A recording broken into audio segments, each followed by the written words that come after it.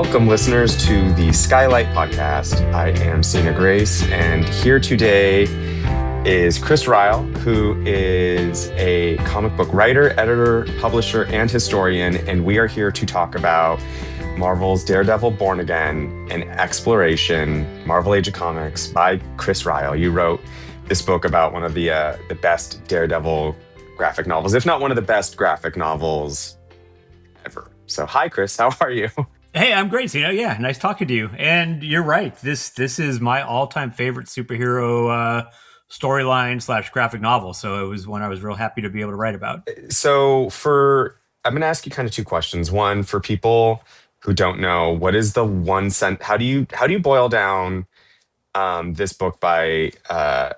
It's a run. It's a run in Daredevil. How do you like summarize this run in Daredevil in like one or two sentences? And then I also want you to just sort of like jump in and tell me, how did you get this opportunity to like then be the person to kind of like look back and explore and sort of, add to the tapestry of the book's legacy? Yeah, so I'd say as a sort of very brief overview or one sentence description of Born Again is, to me, it was always kind of the deepest and most thoughtful exploration of what it means to have a secret identity, what it means to lose that secret identity, and what it means to sort of ultimately be a hero against odds that even in like the sort of pantheon of superhero stories required sort of building yourself back from absolute nothing and finding that spark in you to, once again become a hero after you've lost everything. And sort of it would be much easier. God, this is such a clunky sentence, but it's sort of that. It's an exploration of what makes you a hero, even when you've lost all the sort of easy trappings of being a superhero. Yeah, I mean, basically, yeah, it's like Karen Page, super messed up on drugs. For a hit of smack, she sells Daredevil's identity while in Mexico, and it gets to Kingpin, and he basically very like methodically just dismantles everything about Matt Murdock's life, and then yeah, as you said, it sort of like explores how does he pick up from that, and how does he come back stronger and still remain true to himself. I think that's the thing, is like you even say this in the book, it's like he still holds on to like extreme empathy when there is death, and then also trying his damnedest to prevent death. Like so he comes back hardened, but he's still like true.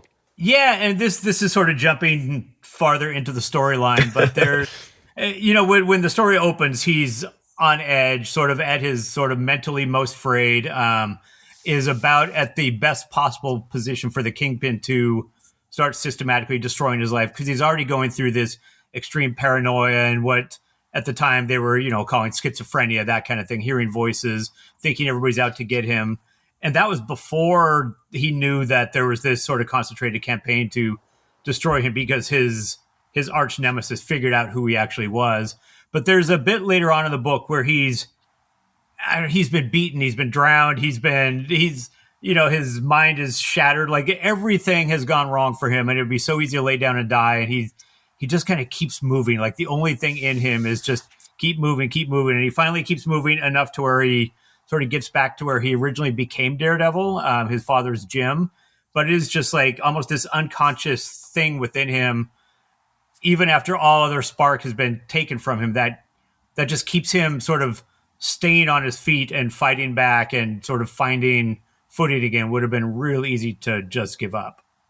Yeah, and also like points to Frank Miller for like being able to distill that like through and through in this storyline. Like it has the thing of like kind of like very subtly restating the odds and restating the stakes, but he did it in such a way in this book that it never felt as such. It always was like a way to just remind you how he's coming back to the guy he is. Anyway, so yeah, okay. For people who don't know, tell us how this came into your lap, and then also tell us. I read the book, so I know why this one's so special to you. But tell that story too. Like, kind of start with the business, and then bring in the personal for me. Yeah, and so it's funny. Like I doing some interviews for around this book, I've been mentioned as a historian more than once. And I guess that's kind of, if you survive long enough in comics, you start eventually becoming or moving into a historian period. And so I guess that was part of what got Marvel paying attention and suggesting me to Bloomsbury when they were launching this line of books. Was I'd done a couple other archival Marvel books where I'd written about Marvel from a nonfiction point of view. And so when Marvel and Bloomsbury partnered to create this line of books, this Marvel Age of Comics books, it was already like, it was of a type that I was used to reading from Bloomsbury. I like their 33 and a third music books a lot, where they basically go to historians or music journalists or musicians and have them write about, I don't know, their favorite live album or their favorite, most memorable concert. So they were doing that with Marvel Comics, and Marvel put my name forward to them and said, "Hey, you should talk to Chris and have him pitch you on this." And so they reached out, asked me if I'd be interested, and then to put together a couple pitches. So I put together three. There were three books that I really wanted to do.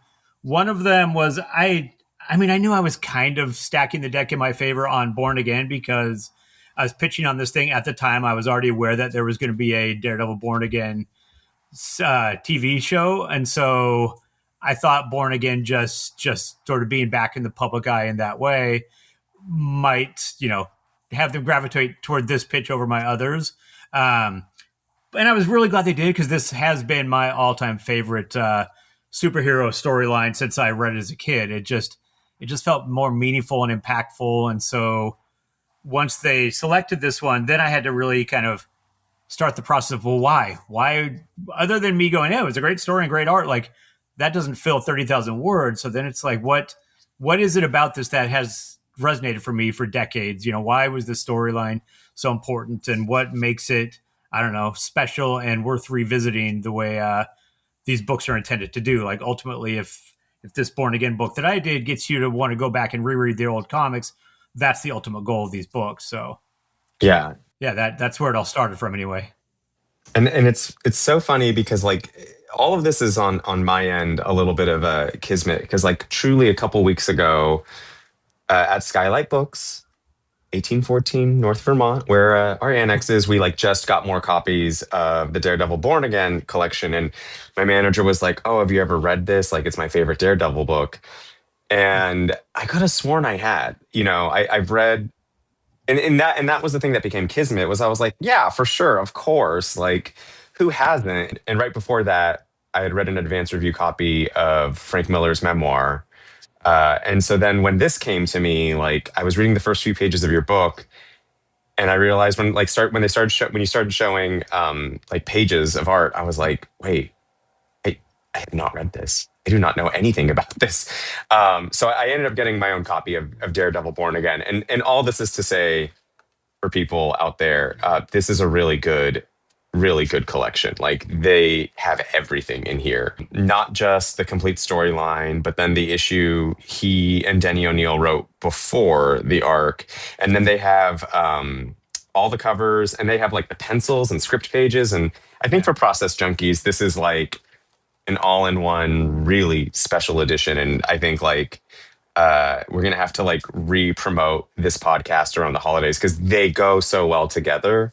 Like Yeah. Yeah. I can't imagine not having your book to supplement this book, because it does. You do read it 40 years later, and you're like, "Oh, I want to know a little bit more. I want to know a little bit more." And for people wondering, Frank doesn't talk that much about this in his memoir. So we really do need you. We really do need the Marvel Age of Comics book. Yeah, it's funny because David talks about it even less than Frank, because it's really weird when you go back and read the stuff and think about that. David Mazzucchelli was in his early 20s when he did this book, I wanted to and kill just myself. I wanted to throw myself out a window.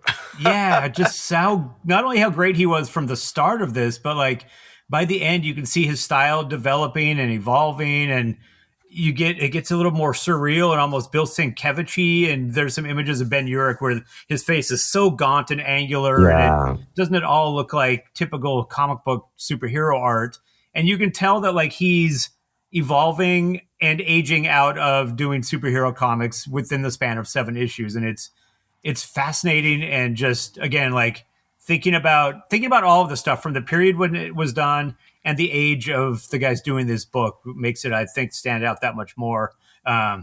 It was also done in 1986. So we're just in the middle of just the most shallow, empty decade of, showiness and ridiculousness, and comic books were starting to sort of evolve toward what they ultimately became in the 90s.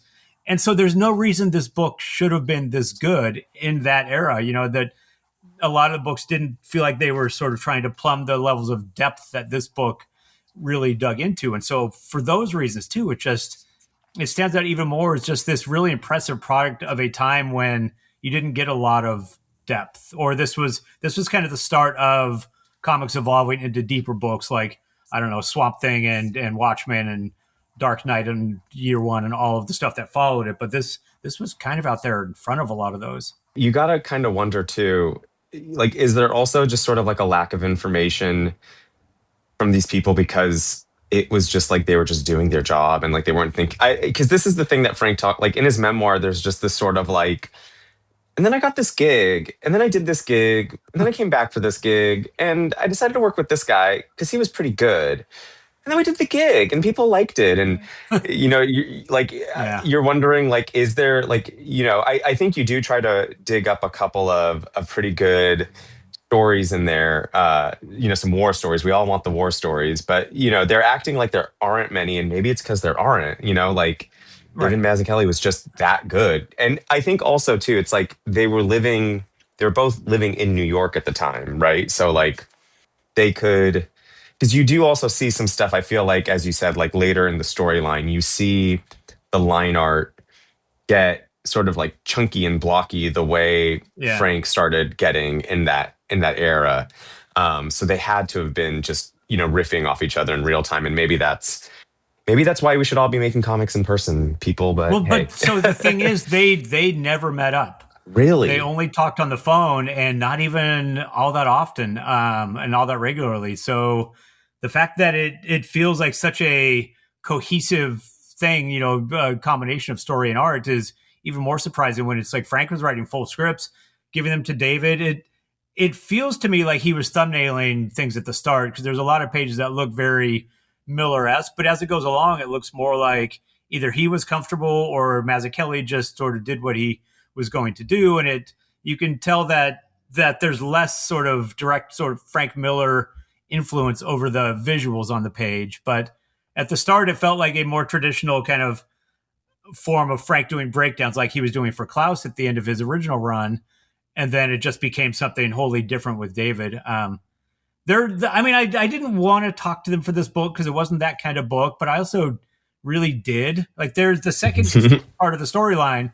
David colored the whole issue himself, and the colors are sort of unlike any of the other issues. And like, why did that happen? Why did he color that one? Why did he pick a palette that didn't follow what was in the previous issue? And then the issues that came after, they kind of reverted back to a more standard palette. And there was just stuff like that I would have loved to kind of pick their brains on. But again, this was intended just to be more of a sort of pseudo, not intellectual or like educational book, but just a opinion I don't know, educational kind of look at the importance of this storyline. it does. I mean, it's sort of like a how to enjoy this storyline type of book.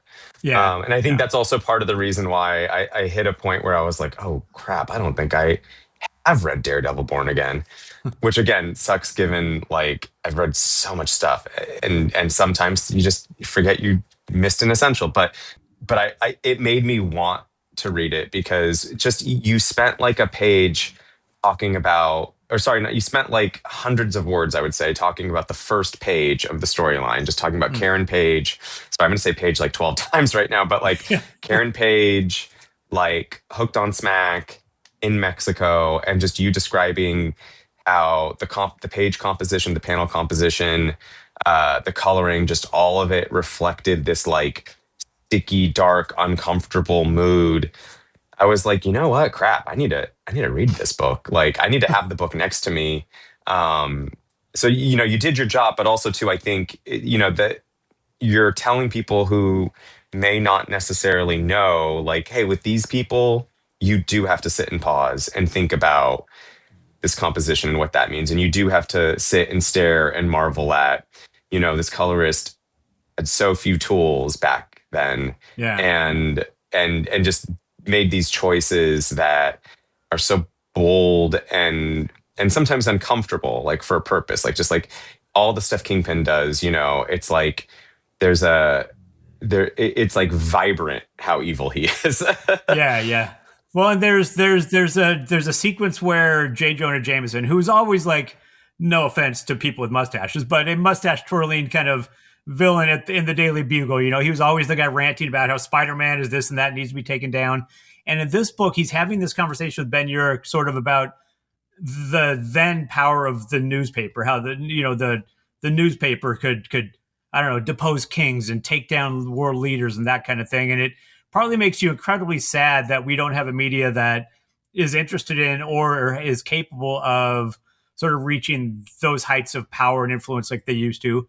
But also, like, he sounds like he's serious newsman, and they're talking in this almost all red page where you've got the blinds behind them, and it's stark and beautiful and gripping and serious. And again, as a kid, like, I thought Frank Miller was coming back to Daredevil to give me more ninjas. And so the fact that this became such a serious thing, I was reading these month by month. So I was reading each issue at a time. And it was grueling to wait that long because I'd never seen a character sort of put through what this character was put through over and over again and not given the easy way out like usually happened in comics. That page, sorry, you like flummoxed me because that was definitely something I wanted to talk about. And at this point we can kind of bounce around because we're in the weeds. But what do you? I mean, that page alone, and you just kind of recapped it for the reader. What does that make you? It's like I like that page exists now because it's like, does that? Is that even true anymore? He's like 5 million readers and we can do this, and it's like I don't think we can anymore. Like I don't think the newspaper does that anymore. And on the one hand, newspapers don't get 5 million readers anymore, and I know, right? and it's funny. Yeah. So I was at the time I was buying my comics because I was a paper boy. So I like newspapers were a thing that were a big part of my childhood, because that was again how I afforded to buy comics. And so, yeah, I don't think the newspaper business and the news media business has the same interest in, I don't know, wielding the weapon that they used to have, or not enough people read it to even find it an effective weapon. And it's sad. Like, this is a story of a poor guy, being crushed by this rich, powerful megalomaniac. And the news is sort of one of the weapons that they could use to bring him down. And like, we've clearly seen that we're not in an era where that's possible anymore. Yeah, now even the courts can't. Matt Murdock's other weapon can't even take these people down. Yeah. It's definitely a case for vigilantism, no. But right, that's all we're left with. Yeah, we tried the other things. Everyone, let's put on masks and costumes and hop on rooftops. You heard it here first. That brings me to my next question, or just sort of the next thing I want to hear you talk about, which is it's in the book, but how old were you when you got this, and how did it feel reapproaching it now that you're in your 20s? Delicately phrased. I appreciate that. Yeah, I was probably 13, and so I was on the cusp of wanting my comics to be more serious. Like, I'd been reading comics since I was 5. And, after 5 or 8 years of superhero comics all kind of being the same, you at 12 or whatever, you feel like I want something more serious out of my comics. And this just happened to land at a time when I wanted that. I wanted to feel like I was reading something more sophisticated. But what I didn't expect was, like you say, the opening sequence involving Karen Page. She was like this blonde, like kind of the stereotypical girlfriend in comics back in the 60s.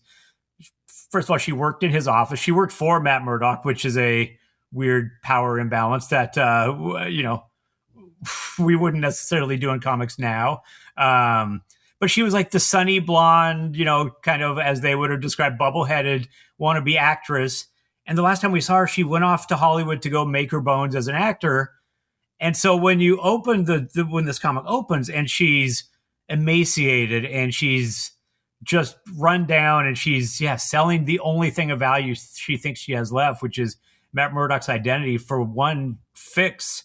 You're like, Jesus, this is not at all the kind of comics I was used to as a kid. This is something different. And like, what's going on with her? Is there any way to possibly save her? And the the thing about it that I appreciate is women in comics have so often been used as props, or they're the thing that they've got to get beaten, killed, what have you, to sort of give the hero his motivation. I think we all reach a point now where everybody agrees how wrong that was. And Karen was abused, was sort of at her lowest ebb when this opens, but I didn't take it as being used in that same kind of prop way. It was more of like she and Matt are both kind of beaten down to their last, tiny little spark of life. Can they sort of find each other and help each other back? And so in a way, like everybody's born again in this book. He is, Ben Urich is, Karen Page certainly is, and so it felt like a very nuanced way to take a familiar kind of ill-used trope in comics and do something more with it. It made her very consequential to the tapestry. Like before she was disposable, but turning her into this character who also needs redemption and who also like needs life altering redemption. It definitely, like, I think the scene it's like this like flower blossoming emotionally when they embrace each other after so many issues of just like individually clawing and climbing their way out of hell. And then hell is far from over, right? Like then there's still like 2 or 3 more issues of this storyline, and Karen's like not out of the woods at all. No, but the emotion of that page, those two embracing in the snow after she almost died. There's that giant horse tranquilizer in the snow where she almost, got her last fix and killed herself because she knew she was going to die. Tears streaming down her face, and just like the emotion of that scene is so powerful.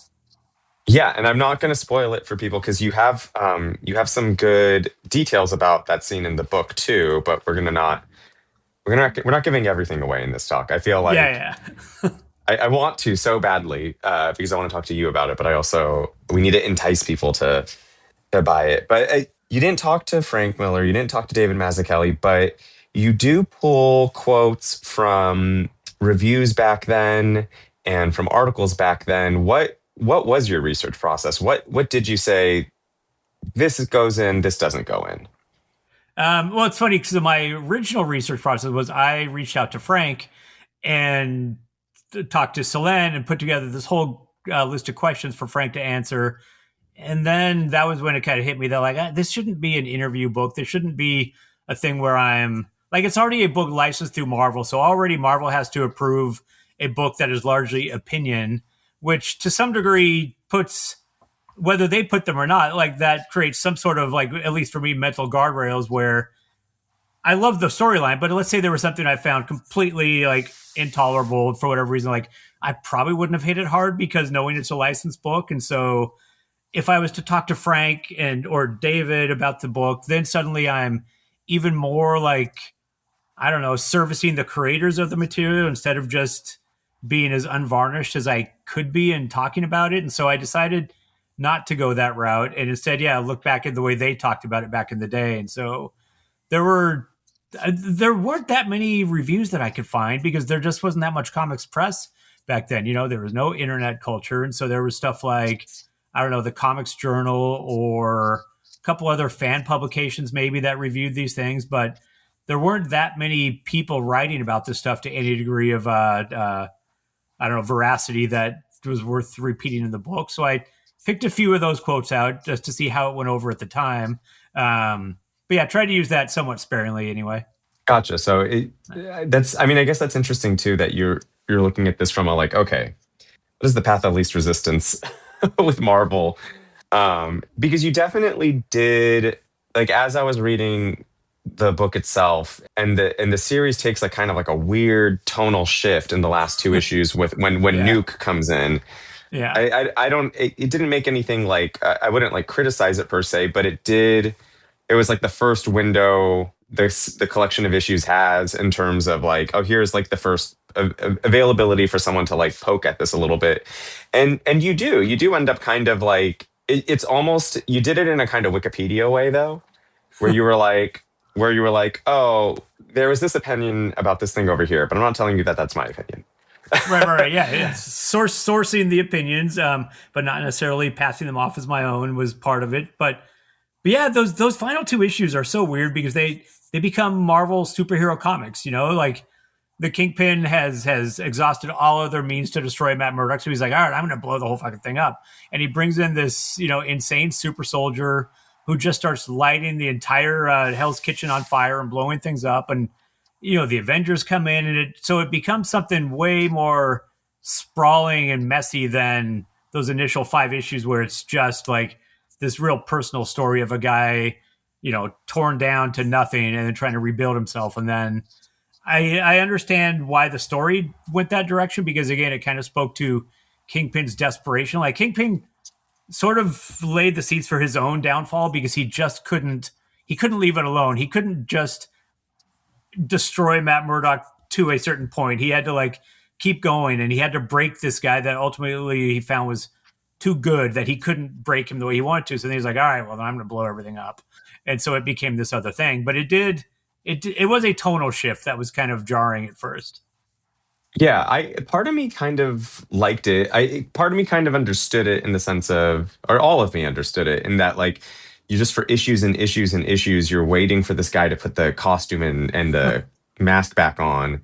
And so then when it happens, you're just given this like insane, like 30 to 40 page fight scene that just keeps Yeah. going and just keeps getting bigger.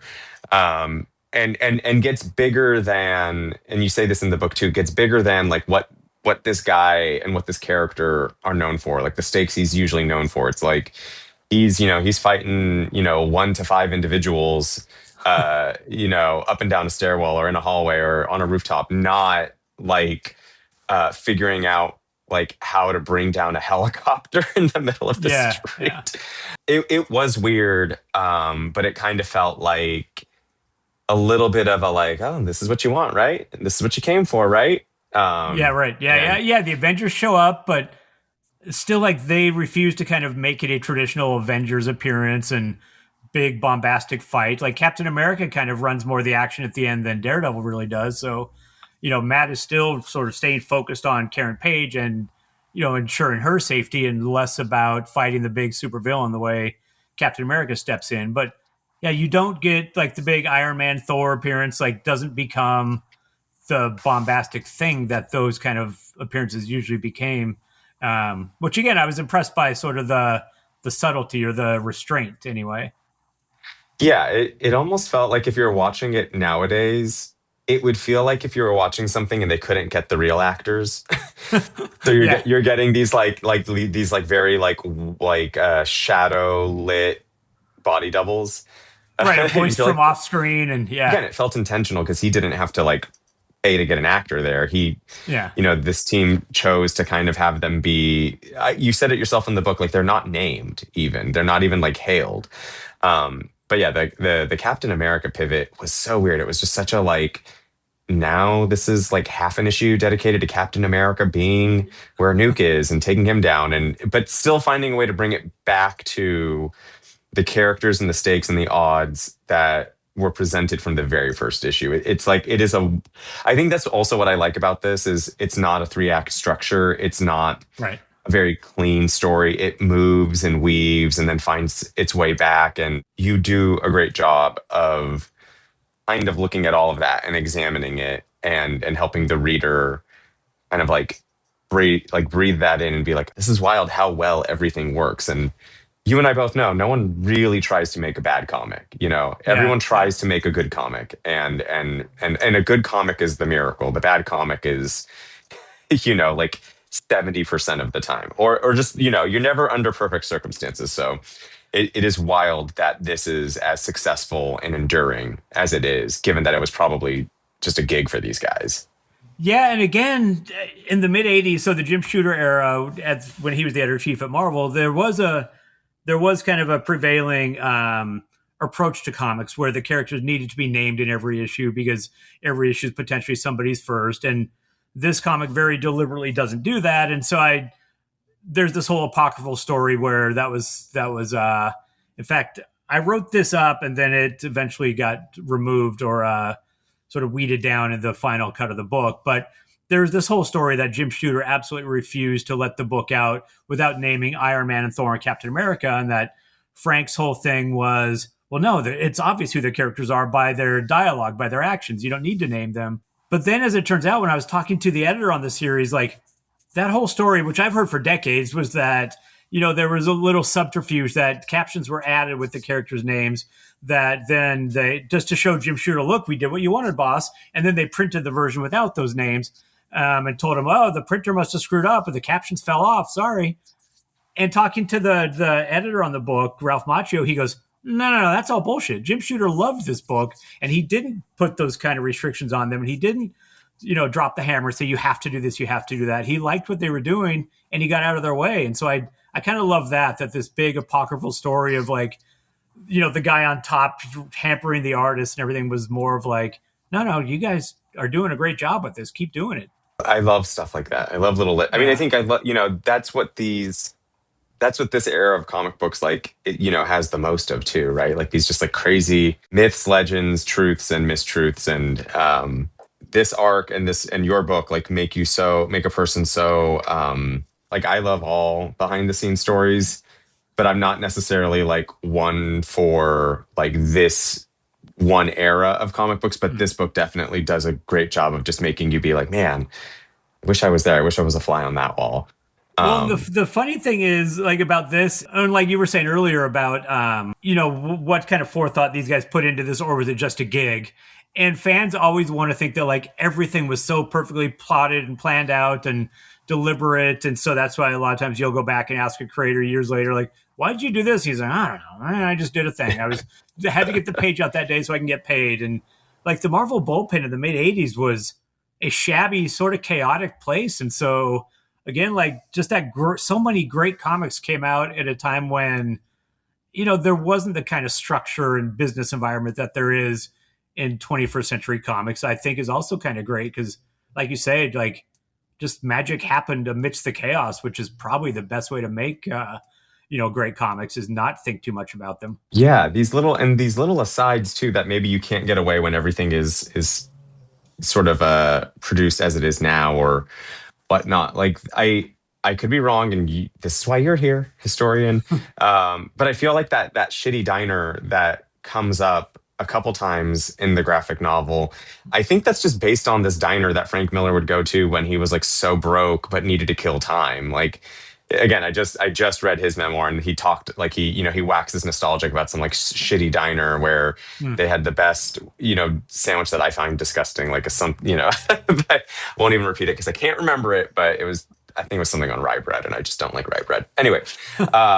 But I just feel like and this diner like shows up multiple times in this arc, and I just have a feeling that it's just like him being like, oh, and have it look like this place because that's what's on my mind right now. Yeah, totally. And it just instead, but it gives this texture. It also gives this texture to like Hell's Kitchen in New York City that is hard to do nowadays, I think, if you don't have the team living there. Although Google Street View, very important. Yeah, but so somebody was asking me about that, if I thought this would have been a better book if it was Frank Miller doing it all himself, or like Frank and Klaus Janson, who did Daredevil before. And I think what Mazzucchelli brought to it was just like that street level grit, those details that made, I don't know, the diner feel lived in and made the newsroom feel like a real place and all that. There's the scene in the Daily Bugle, and there's just kind of the chaos of all the deaths and all the reporters working in the background and all these things happening, that all of that just gave it veracity that, I don't know, I don't think we would have gotten if anybody else had drawn it. Like, there was just something about his approach to the pages that, again, didn't seem interested in glorifying superheroes or their environment as much as making them feel real and lived in. The sets and the staging are impeccable. Like, they're just truly impeccable. And then the lighting, he did so much stuff with the lighting in this. And again, it's like, I forget the colorist's name, but, Christy Shield did most of it. Yeah. Yeah. A little went a long way with the coloring, because it's just like all there in the artwork, and there's that trust, and once again, listeners, David Mazzucchelli was like 24 when he did this, right? And he was doing some of these issues concurrently with Batman Year One. Like, they were this started a few months before Batman Year One, but like just that these guys did both of those series within about the same calendar year is ridiculous. I don't want to talk about it. I don't want to talk about it. I don't want to talk about my age. I don't want to talk about your age and like what they did in their 20s. It's just, I mean, it's cool. It's really cool.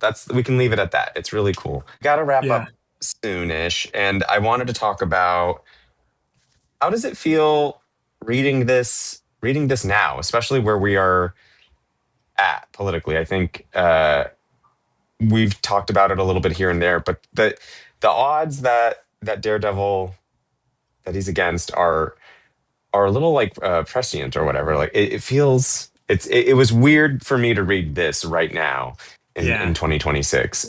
Literally 40 years after it came out. Yeah, I mean, it's like the fact that the Kingpin could so easily, like with impunity, just destroy his life by, I don't know, buying the judges and just simple things like having his power turned off and just basically attack an American citizen in ways that have zero repercussions. Is Yeah, I don't know. Like it almost makes you wistful for a time when people paid for those kinds of things. Like at the end of it, Kingpin isn't. He's not put away or anything like that. He's ostracized. He's disgraced. He's sort of driven out of polite society, which if we were handling any part of our lives properly now is the barest minimum that might happen to the people currently ruining this country. And it's weird to think that, yeah, like the Kingpin is maybe less of a cartoony villain than what we're experiencing when we read the news. But it does add a layer of sort of relevance even decades later that I would not have expected. If this happened 10 plus years ago.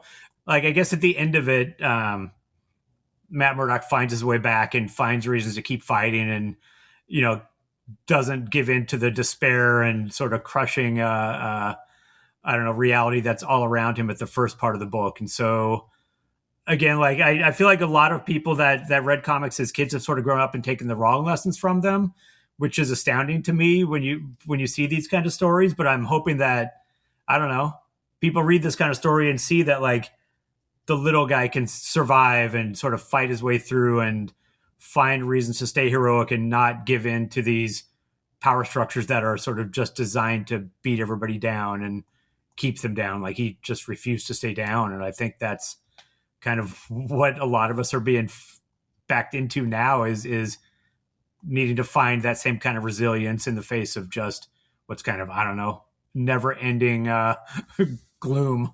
I read somewhere this author referred to he thought history would be this thing that just sort of moves in, like slowly but surely in the direction of good. And she was talking about the role of women in film back like 100 years ago, like during the silent films. There were a ton of women directors and women producers and et cetera, et cetera.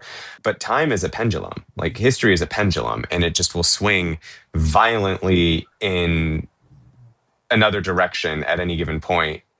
And that's sort of kind of how I look at this, and kind of how I look at what we're dealing with. It's like I just sort of tell people, I'm like, you know what?